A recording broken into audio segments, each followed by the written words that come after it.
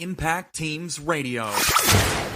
Welcome to Impact Teams Radio, the show where we explore what it takes to be a leader of the leaders in corporate America. Get ready to be inspired and discover proven tips for going from average to exceptional. Now, here's your host and guide, Tony Sherman. Hello and welcome to another episode of Impact Teams Radio. I'm your host and guide, Tony Sherman, and with us today is my good friend Eric Bloom, who I'll bring on in a second. But before I do, guys, I just want to remind you that a good friend of the show, Jim Bone, has released his new book, Architects of Change, and you should be able to get it in Amazon. If you go to the Jim Bone episode, there's a link in there to the new book of his, and it's getting good, positive, strong feedback. So, as we said on the show, highly recommended book. So, without further ado, let me switch my focus to my guest for today, Eric Bloom. Hello, Eric. Hi, how are you today? Good, thank you. Good. Thanks very much for being on the show. Thank you for asking me. I really appreciate it. Oh, my pleasure. So, first thing I'd like to do is just to lean back a little bit, give you the microphone for a minute or two and say, Eric, introduce yourself to our listeners so they learn a little bit about you. Okay, well, as you know, my name is Eric Bloom. I'm president and CTO of a training company called Manager Mechanics. We specialize in IT leadership and IT soft skills training.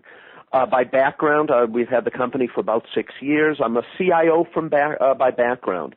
So I went to school to become a technologist, went through the management ranks, etc. Some other things interesting about me now that you might find of value is that I'm a nationally syndicated columnist with Gatehouse Media. I did that for about 4 years. So as in, give or take, about 250 newspapers a week.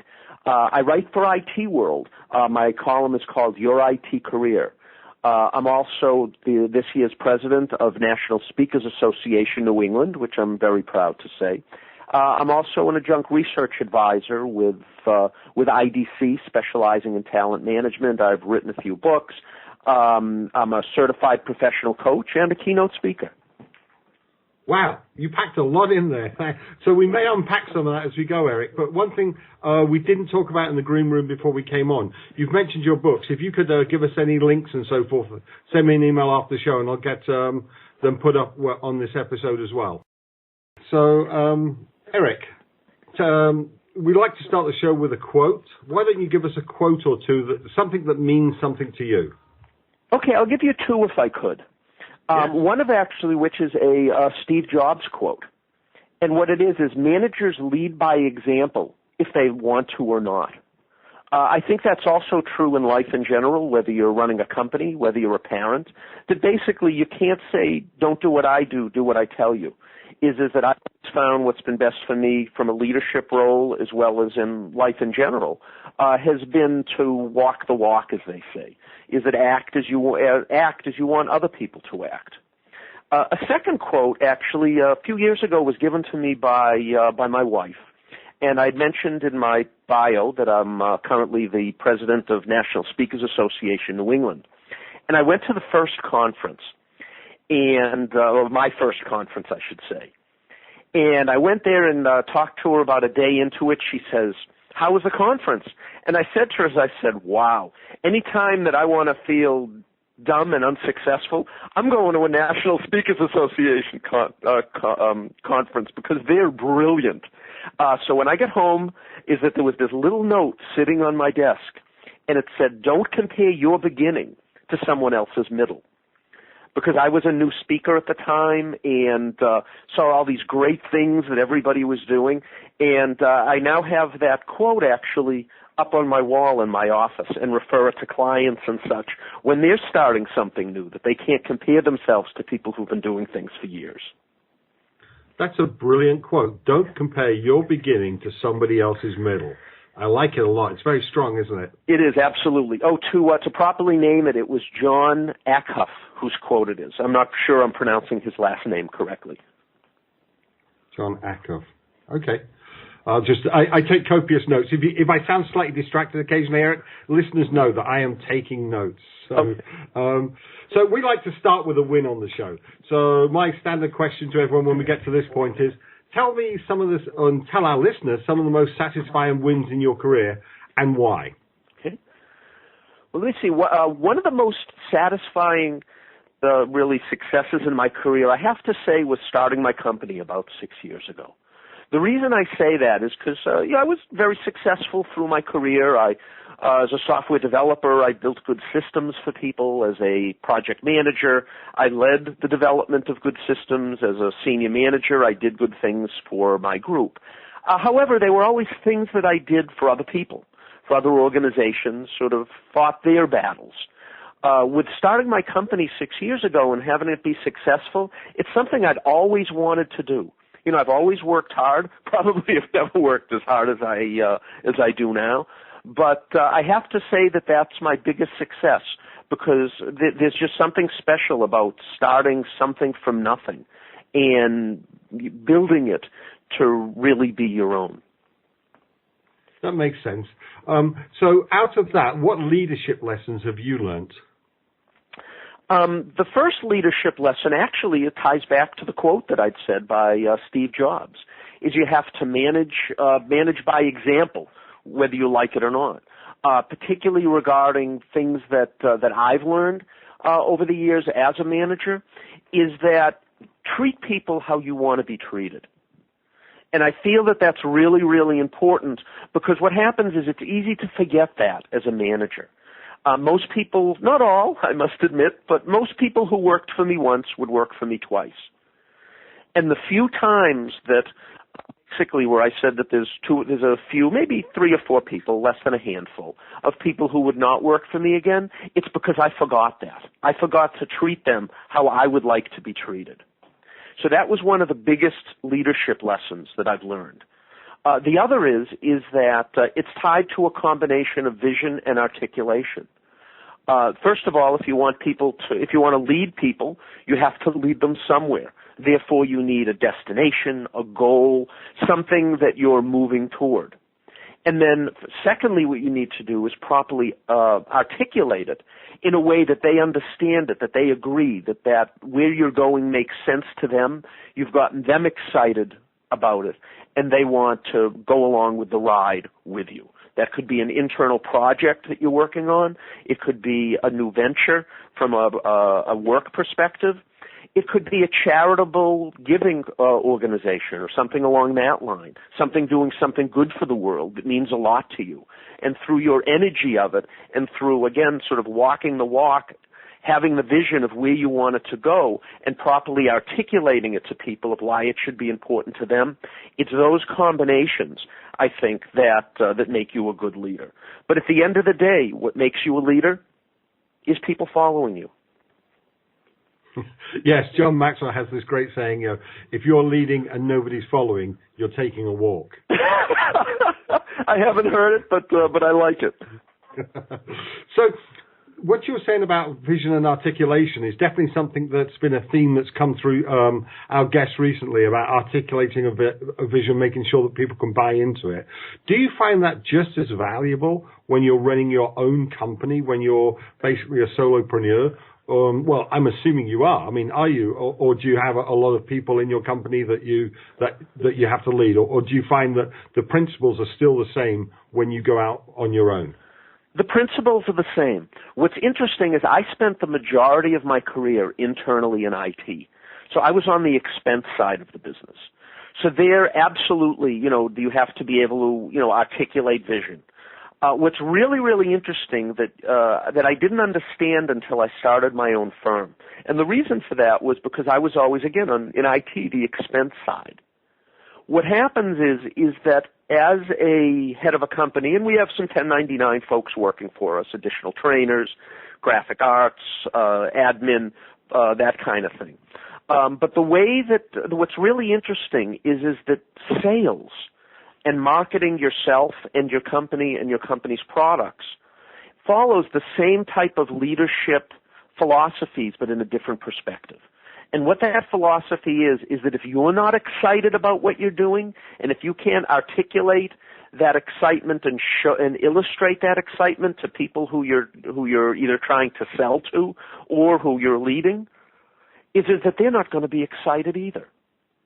So I found many of the principles were the same. The big difference that I learned actually between the two is that when you're in leadership, You basically have to be articulating and explaining things up front of where you want to go. When you're using those same principles in a sales situation, you're better off being quiet first, letting them articulate what's important to them. And then from there, talking about what you can do, but from their perspective. Yes, that makes a lot of sense, especially the thing about letting them articulate their needs first. I've got a good friend, Rick Forgay, and he's saying on that is, if you're telling, you're not selling. Yes. And it's like, listen, listen, listen. I would agree with him 1,000% on that. So we mentioned in the green room just before that you've come out with a new IT career compass. Tell us a bit about that, because I'm sure our listeners would love to know, this is what we are. We're about becoming leaders in corporate America. So what does this new tool of yours bring to the market? It's actually very, very exciting to me. I'm glad you brought it up. What it is over the past 6 years we've been in business, we've created an enormous amount of content. Things can, and this will tie directly back to IT Career Compass. Things like, for example, I mentioned that in my bio I was nationally syndicated for 4 years with Gatehouse Media, have been doing it about the same length of time for IT World. And for IT World, it's IT advice, an advice column. For lack of better expression, I've been called the Ask Beth of IT careers. That's a good thing or a bad thing, but it describes it. On the Gatehouse side, it was basically 4 years, 208 columns of management-related advice and best practices. So what's in Career Compass is, first of all, a combination of all of those columns broken out by type. It has other things in it. For example, it's geared toward people in the IT profession. So, for example, as a business analyst, what will happen is you'll be entering the profession. You'll be moving from a novice to experienced, from an experienced to expert, or maybe as an experienced business analyst, you want to be a project manager, etc. So we built in advice, some from my columns, some from new content, because I get emails from around the world of what people want to, how people want to go with their careers and what their interests are. So anyway, we have a lot of that will help you direct you through your career. We have e-cards that are business-oriented. You can do 360 reviews, videos, e-learning. Basically what it is it's the collection of all of the stuff that we've created in the past 6 years, all basically at a low-priced monthly subscription. What excites me about it is the fact when I really look back and said and looked at the incredible amount of content that we've put together. Makes me think I was working too hard and maybe should have gone to the beach more often. So if it would be appropriate, I would love to have a link to that on the show notes, because that sounds like we typically talk to technologists as our listeners, so I would love for them to have this an opportunity to explore this resource.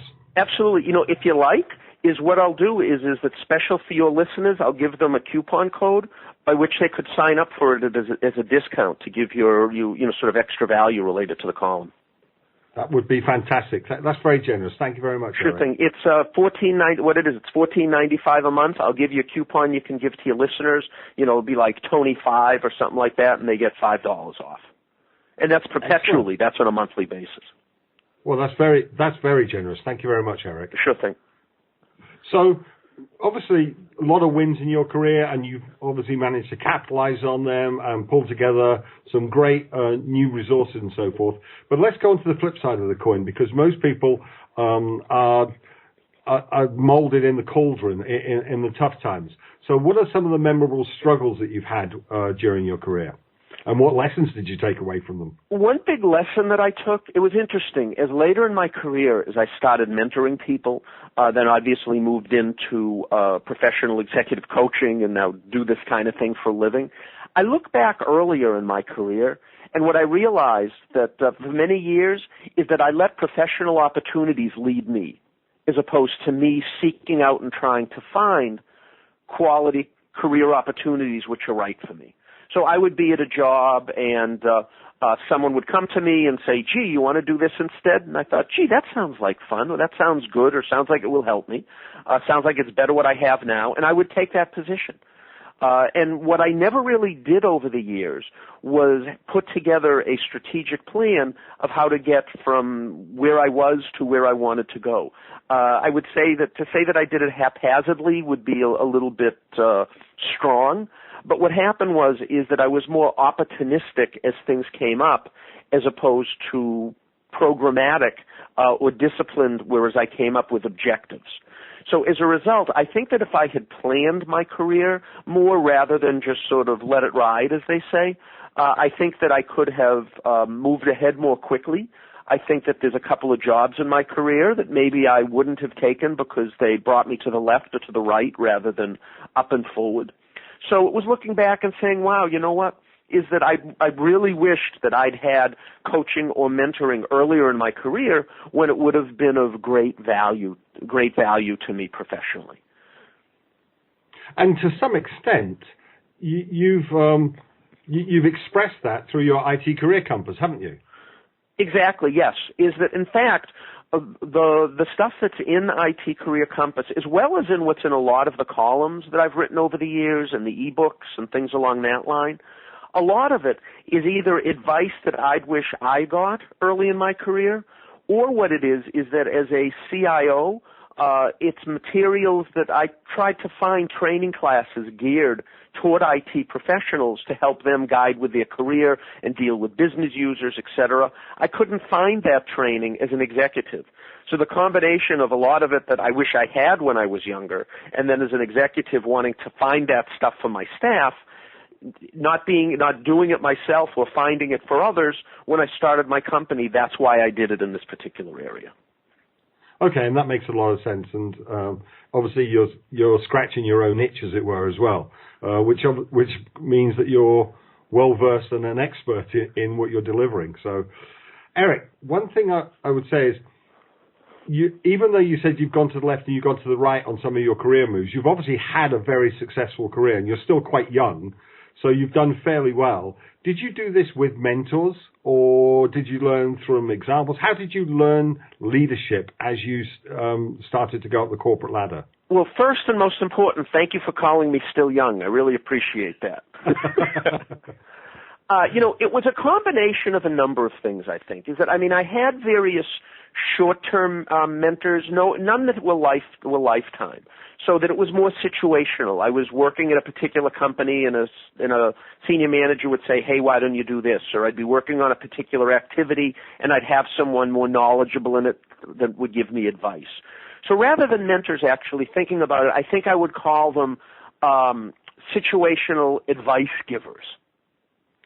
Yep. So I learned by that, some of which was just occasionally I made the right moves, and when I didn't, what I did was I learned from my mistakes.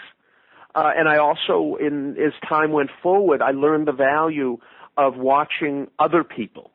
I don't mean stalking them, but but in the office, if you see that someone either does something really, really well or really, really poorly, is learn from their successes and mistakes. What I've learned over time also is that the time that you have all of the experience necessary to deal with a specific situation is 15 minutes after that situation happened. So that anything you can do to observe what other people are doing is maybe as you can learn about that particular situation or something relevant to it, that when something happens to you is that you say, oh, I know how Tony handled that. He did a great job on this. You know what? I'm going to use that as input on how I'm going to deal with this situation. Okay, that makes a lot of sense. And in fact, it just goes back to, I think it's Socrates who says, or Aristotle who says, an unreflected life is a waste of a life, something like that. Being thoughtful, being reflective is, I think, one of the best leadership tools that we have. I agree totally. In fact, what that also does is it stops you from taking yourself too seriously. Yes, I like that. Yep. So when you've done that, when you've grown your career, you've become the leader that you want to become, and you look at the people that you want to surround yourself with, what are the kind of metrics for success that you set for yourself and for the people that you're leading? Well, that's a great question. I think I'd say is, first of all, you want people to be doing the right things for the right reasons. What I mean by that is that I'm not a big believer in hidden agendas. You know, it's what you see is what you get. If you're working hard on a project as part of a team, you should be doing it because it's the right thing to do, not because of hidden plans or things along that line. It really comes down to being a team player. Is that if you're working on a team, you should be working with that team. You know, it's interesting is that there's a famous Celtics basketball player from around, I'm going to say 30 or 40 years ago. His name is Tommy Heinsohn. And what he was asked once is that in his later life was what's changed in the game of basketball. Now, let me say is that I'm quoting him on it because I like the philosophy of it. My thoughts on basketball, if I think it's true or not, I'll leave that to your listeners, you know, to your listeners' decision. But what he said was, he said, when I played the game, I'm quoting him now, of course, when I played the game 30 years ago, the name on the front of the shirt was more important than the name on the back of the shirt. Which basically he's saying is that, you know, the teamwork and the ability to win for the team, while still important today, it's much less about the team and more about the individual. And I've always believed that if you're on a team, that the team has to come first. And there are times at companies I've been at as a manager where I've walked into my boss's office and I actually asked him to cancel my project. The reason is because I didn't think that the way the company was moving was best for the company as it was the company was moving in that new direction. So sometimes that's quite a ballsy move there. Well, career-wise. It was, but the thing is, it was the right thing to do.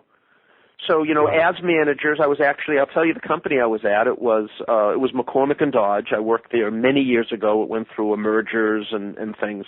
It was an awesome place to work. In fact, if it still existed, I would be there today. But what happened was that I was in charge of PC development and basically PCs for products for sale. And we had started in one technology. The company made a decision to move everything to a different technology. The reason being is it was still the wild, wild west at the time, is that PC products for sale were new. This was in the late 80s. And what happened was that the company moved to a new technology as its general platform for PC-based products. So what happened was knowing that mine was developed or being developed in the older technology, is that the company wouldn't be able to support it. So basically is that once it rolled out and then you have to support it for a number of years, et cetera, I didn't want to do that to a company that I really liked. What happened was that our project was canceled, and I was assigned to work on something different. But sometimes you just have to do that. You know, when you're paid to do a job, you have to do it right. So I've learned that. Another thing is that focusing on the task at hand. It's very, very easy for people to get distracted working on other things.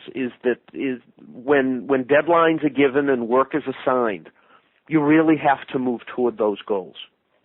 Some of the things you like doing better than others. Sometimes you say, hey, you can't do everything that's exciting. Some things are basically just drudgery. All right, we have 300 reports that you need to go in and change it from the old company logo to the new company logo. I've never met a computer programmer in my life who said, great, I get to spend the next week going in and changing the color of the report titles. Woo-woo. But the thing is that not everything is going to be exciting. So there are the times when you get to work on great new technologies or great new projects or things that are extremely insightful for you or are visible within the company. And there's that time you just have to put your head down and, sort of take one for the team. Mm. And actually, I think people's character are revealed in those times. That's Absolutely. where I find out who my A players are, is the people that understand that suck it up, that do it for the team. Absolutely. I would agree 100%. And then, so Eric, I've got to cut you off there because we are so far over time. It's unbelievable. I just looked up at the clock and gone, how long? So I'm afraid, Eric, I'm going to have to draw this episode to a close, and I'd like to invite you back for another episode if that's okay. Yes, absolutely. So Eric, thank you very much for being a guest on the show. My pleasure. So, Impact Nation, I've got so many notes on this. You know the drill. Take one lesson that you've learned from Eric today, put it in your leadership toolbox, practice it over the next 6 months, and you'll be a stronger and better leader in 6 months' time than you are today. And with that note, until next week, this is Tony Sherman, your host and guide, signing off. That's it for this week. Thank you for listening. Now go and apply these few gems. Make the wisdom you have heard your own. If you want to be part of our launch success, then please go to impactteamsradio.com/love and tell the world. If you want more and never want to miss a beat, please go to impactteamsradio.com/subscribe. If you have 3 minutes, we would love to see a positive review on iTunes. And until next time, remember to act on what you've learned, and you'll be ahead of most of the world. Impact Teams Radio.